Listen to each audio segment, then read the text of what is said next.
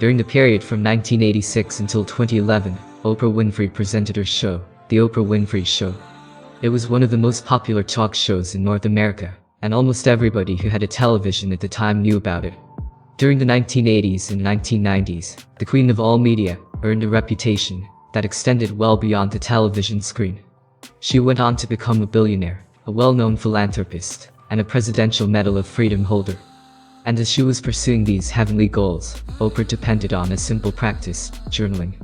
Simply put, journaling is the habit of writing down your thoughts about life. It's as simple as that. There are no other requirements.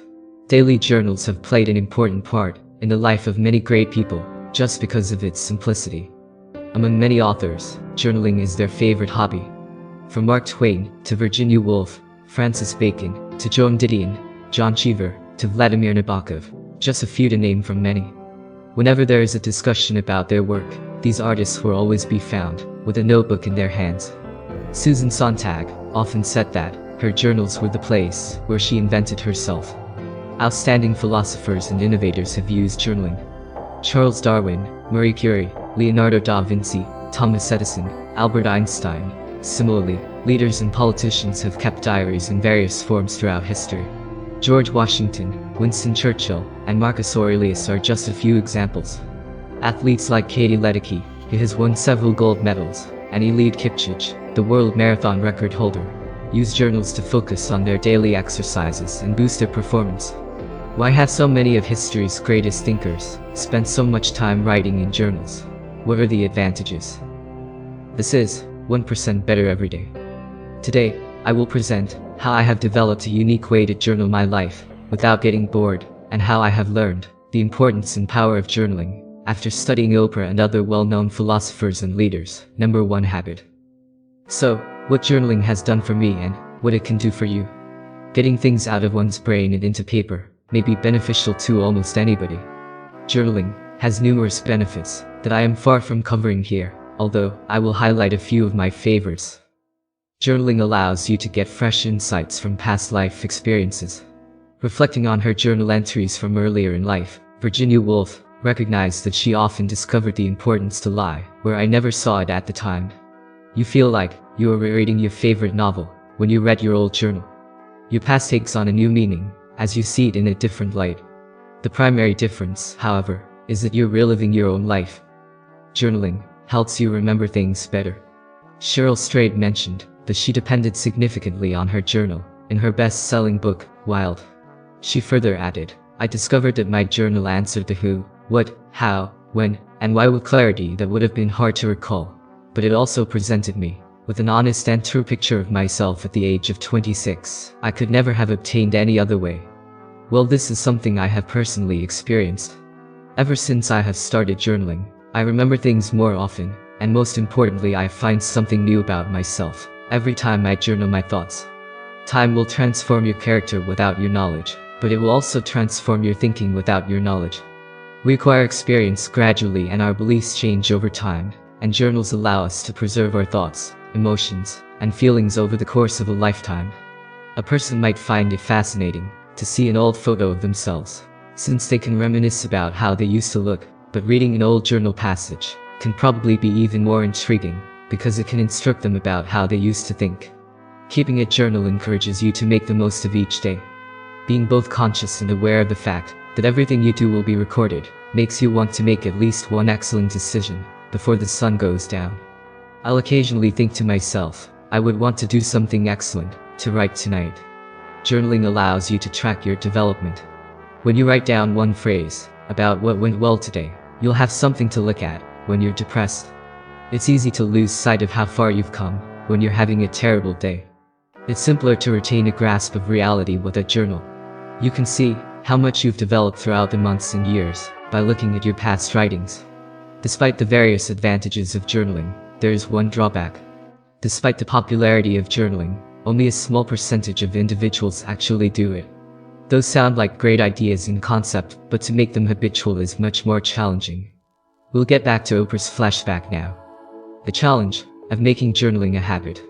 Oprah's 25-year television career came to an end, and in November 2012, she wrote, "I've been spreading the power and joy of gratitude for years.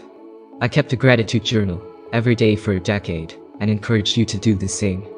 Then, life got in the way. The amount of work that I had to do was too much for me.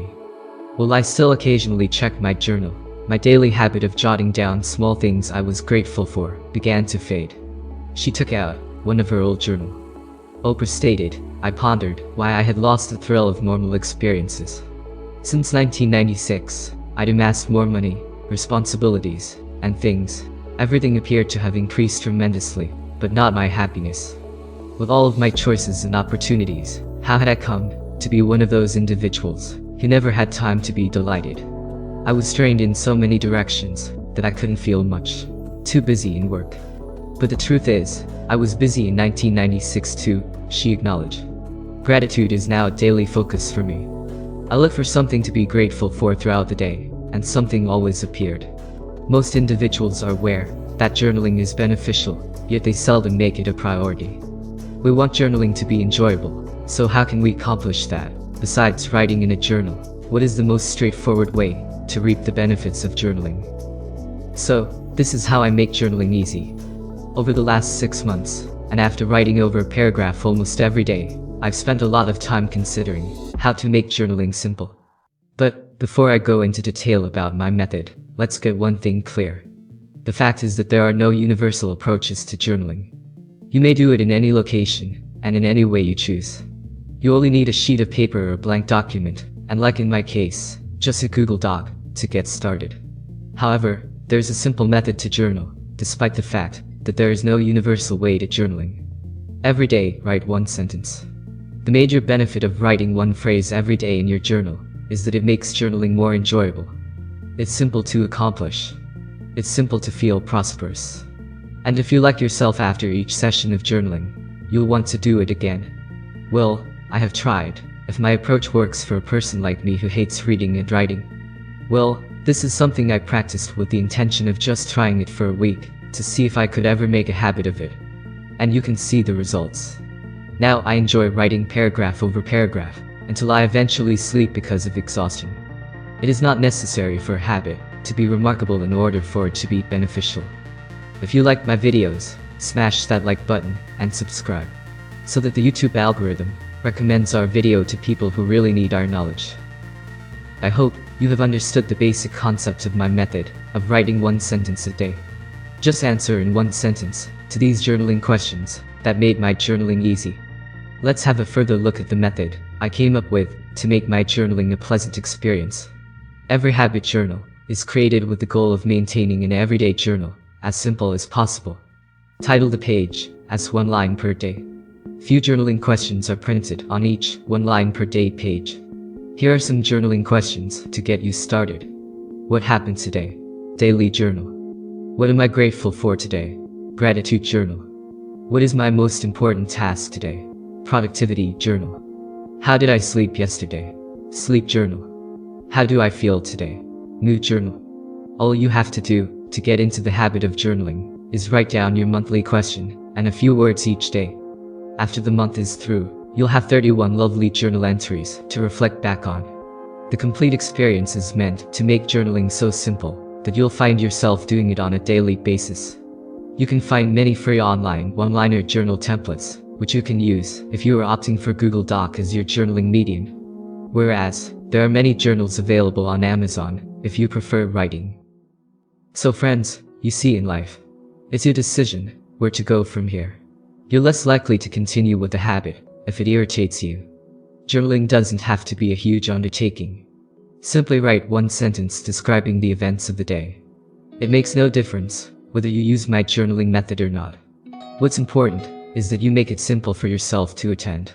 Just write a little bit every day, said Madeleine L'Engle, author of A Wrinkle in Time. I have my personal journals link in the description for anyone who needs to see how I journal my progress and how I encourage myself to stay strong when I face hard times, when I had a bad day, sometimes a complete week, or when I don't see any progress or achieve my goals. Subscribe and turn on notifications so you don't miss videos of my journey in search of mental clarity. This is 1% better every day, and I'll see you in the next video. Till then, keep improving and stay blessed.